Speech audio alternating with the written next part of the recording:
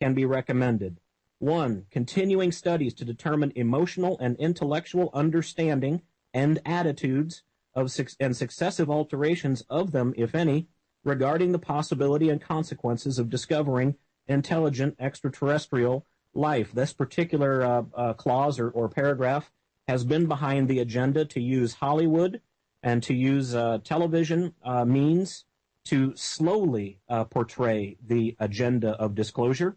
And we have seen an acceleration of that in recent times as well. It's not just what NASA.gov is releasing on their own website. It's not just what space.com has been releasing with these disclosures, the bombshell of which I will get to here hopefully very soon in the program. Folks, they've been using television and other media, including Hollywood. In most recent memory, what occurs to me is the National Geographic Channel on television. Their exposition, a television show called When Aliens Attack, which, despite that provocative-sounding title, which is intended to disarm you, to enchant you with the idea that this is just some clever and far-fetched exposition of material, no, rather and quite contrary. If you have had access to that, if you haven't, please do try to research that and find it and watch it. You'll see some experts with chillingly, chillingly well-placed backgrounds, experience, and whose entire career's efforts have been placed into performing the planning, the contingency planning in and around these subjects. They make note of the fact that far from being some far-fetched and completely unexpected and improbable eventuality, that our government, our military in particular, and our secret space program have engaged in every single conceivable possible contingency planning effort to account for this moment when it occurs. And folks, one of the twists that I'm going to throw at you is that your humble host is not advocating that we have ETs on our back door ready to knock and ready to sit down for a face-to-face at this moment. In point of fact, and I'll return to this subject, it is your humble host's opinion that it will be the New World Order, the military-industrial complex, and the international bankers who use their toys that we have funded the research for to try to convince us that we are, in fact, facing our destiny, encountering these societies of advanced beings. It is your humble host's opinion that before we actually do shake the hands of a true extraterrestrial, that we are, in fact, going to attempt to be manipulated by the New World Order into thinking that that is the case, as another element and nail in the coffin of their agenda, what they have in mind for about 85% of us, which is not good. I continue now from the Brookings Institute report. Historical and empirical studies of the behavior of peoples and their leaders when confronted with dramatic and unfamiliar events or social pressures. Such studies might help to provide programs for meeting and adjusting to the implications of such a discovery. Questions one might wish to answer by such studies would include how much information, under what circumstances, be presented to or withheld from the public, and for what ends. What might be the role of the discovering scientists and other decision makers regarding release of the fact of discovery. Now, folks, over the course of these last 5 or 6 decades, so many of these examples of UFO sightings and or people who have claimed abduction experiences. Once again, I am not trying to claim that all of these have been done by some friends from beyond our atmosphere.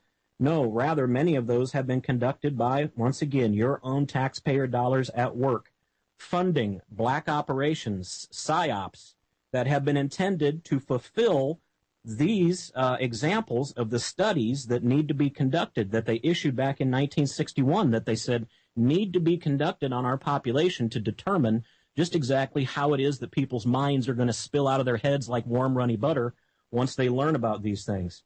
I'm going to continue with the quote. An individual's reactions to such a radio contact would in part depend on his cultural, religious, and social background, as well as on the actions of those he considered authorities and leaders, and their behavior, in turn, would in part depend on their cultural, social, and religious environment. The discovery would certainly be front-page news everywhere. The degree of political or social repercussion would probably depend on leadership's interpretation of 1, its own role, 2, threats to that role, and 3, national and personal opportunities to take advantage of the disruption or reinforcement of the attitudes and values of others. What comes to mind right there, folks? Never let a good crisis go to waste, right? We've heard that disgusting quote presented to us in the recent past by someone that is completely devoid of moral compass. I continue from the report. Since leadership itself might have great need to gauge the direction and intensity of public attitudes to strengthen its own morale for decision-making purposes, it would be most advantageous to have more to go on than personal opinions about the opinions of the public and other leadership groups.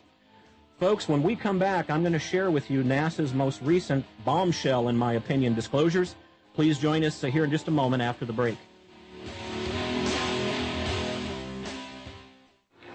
He is the creator and sustainer of all the worlds. Of all the worlds. Worlds. Ladies and gentlemen, welcome back to the Crimson Pill radio program here on the Republic Broadcasting Network.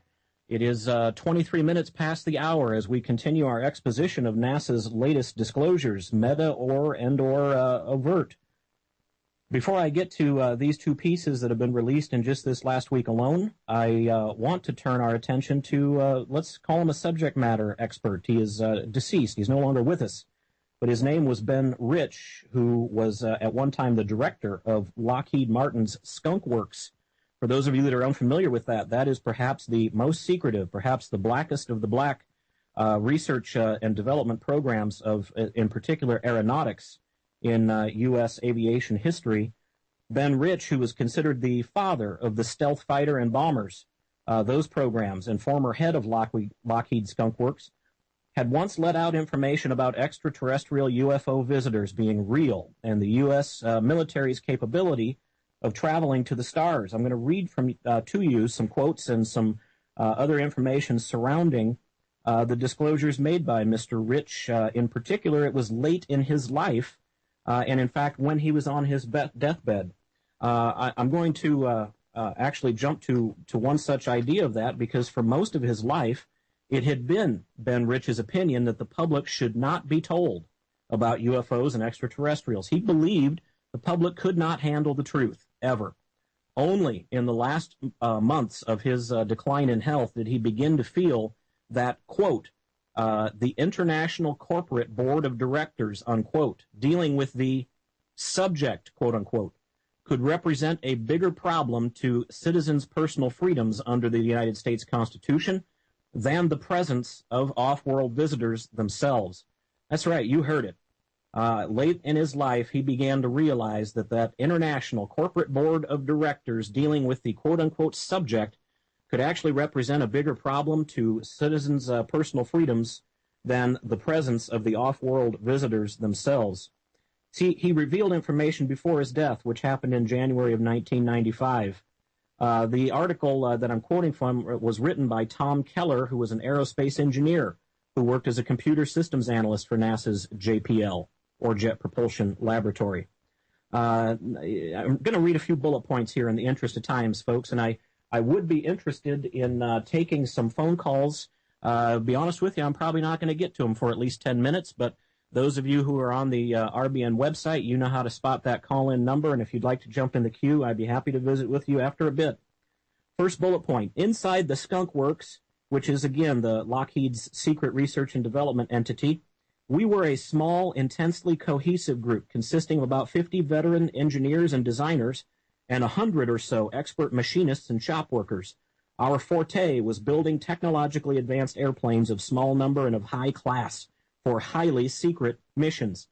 Folks, don't forget, if you heard my program from a few weeks back, you heard me make an exposition about how NASA itself, the Space Administration, is only intended for public consumption. It is the harmless branch. It is the exterior. It's for the profane, for the uninitiated. The real work, the real heavy lifting is done and always has been done by the secret space program, which is officially part of the Department of Defense. If you've heard of the Strategic Air Command, you're on the right trail, but even most folks in the Strategic Air Command are not made aware of the real heavy lifting being done by that secret space program until such time they are elevated and briefed into those programs, at which point it's kind of like becoming a member of a mafia family. Once you get in, you do not get out alive. I'm continuing on. We already have the means to travel among the stars, but these technologies are locked up in black projects, and it would take an act of God to ever get them out to benefit humanity. Anything you can imagine, we already know how to do. Again, these are the words of Mr. Ben Rich, former director of Lockheed's Skunk Works. Next bullet point, again, another quote from Ben Rich. We now have the technology to take ET home. No, it won't take someone's lifetime to do it. There's an error in the equations. We know what the error is. We now have the capability to travel to the stars. First, you have to understand that we will not get to the stars using chemical propulsion.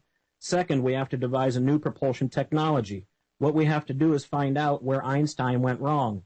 Folks, NASA has been kept around this long, again, as a psyop to convince you that what it takes are these unfathomably large quantities of conventional jet propulsion, chemical propulsion, in order to move our craft into the skies.